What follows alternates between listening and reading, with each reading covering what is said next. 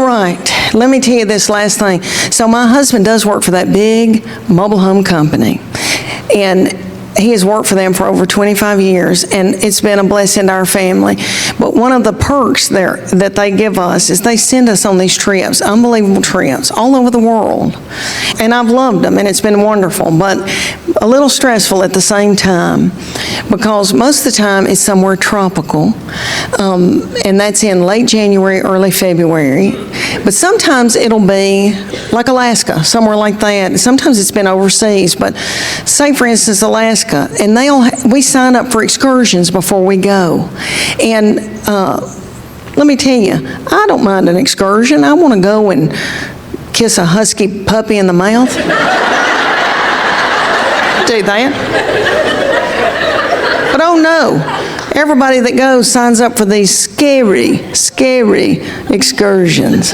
One time we went to Alaska, and my husband signed us up to go on a float plane to see a glacier. And we walk up to this dock, and there's this little float plane floating in the water. And they line us up on this dock, and this little crusty man with a pack of Marlboro Reds comes up to me and says, "What do you weigh?"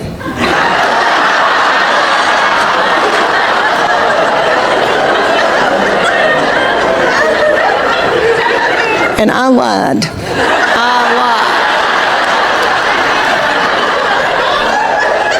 And I watched 9 more people. He asked 9 more people, and I watched them all lie.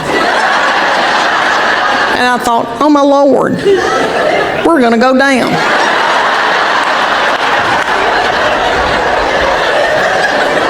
We all get in this tiny little float plane, and they put these big old headphones on us, and somebody's narrating. I think it's Martindale. And all of a sudden, this little man starts pumping his foot, and that's how we get in the air. He's pumping that plane. And I don't know if I saw a glacier. I don't know if I saw one because, it was all white everywhere, but also I was praying. And I took my purse handles and took them around my neck and put that purse on in case somebody needed to identify my body.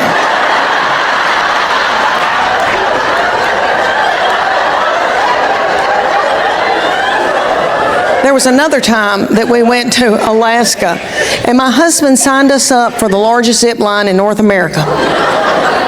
And we got on a rickety school bus with a high school boy driving that was high on marijuana. And he drove us up to the top of that mountain, and we all got out, and he said, "Okay, listen, there's a couple of grizzlies that live up here. If they pop up out of that rock, just run."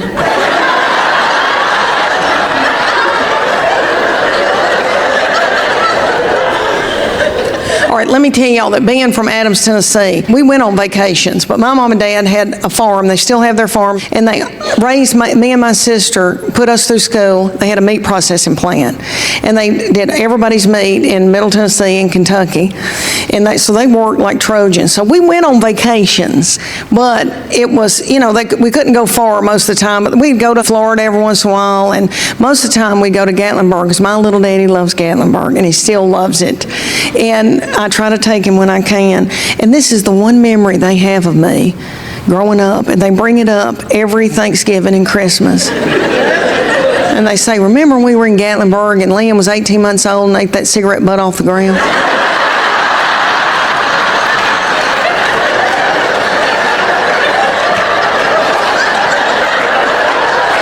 And I think, is that the only thing y'all remember about me?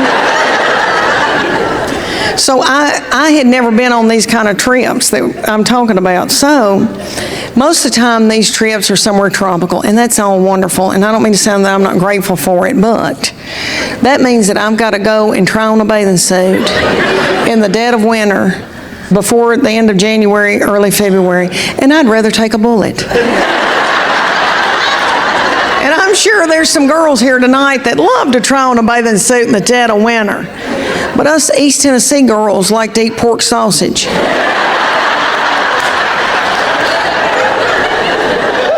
And I've been prepping for this trip for 25 years, and I think every year I'm going to do better. I'm going to do better. I'm going to tone. I'm going to do better, and I don't have to buy a miracle suit this year. I won't have to buy a one-piece bathing suit with a girdle in it. No.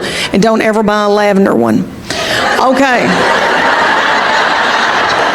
I can't even think about going on one of these trips until I can get through Christmas. And I don't mean to sound like everything falls on me, but everything falls on me. I love my family, but they don't do anything to help me. I do all the decorating, the cooking, the cleaning, the wrapping, the shopping, all that. Last year, on December the 24th, my husband said to me, "Can I help you do anything?"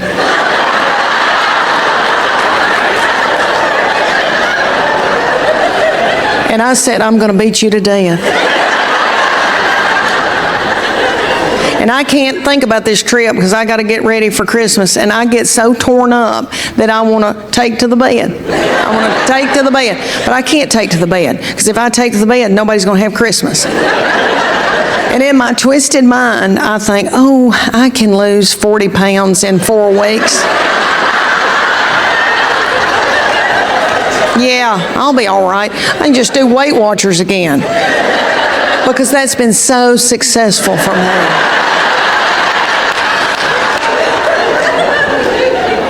I've done every diet in the world. My mama and my sister and I took Dexatrim when I was 17 years old. I'm the youngest. You could buy it everywhere. Do y'all remember Dexatrim? Yeah. It was speed. We took speed as a family.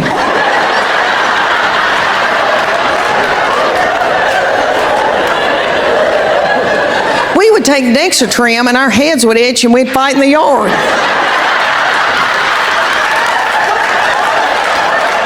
We did.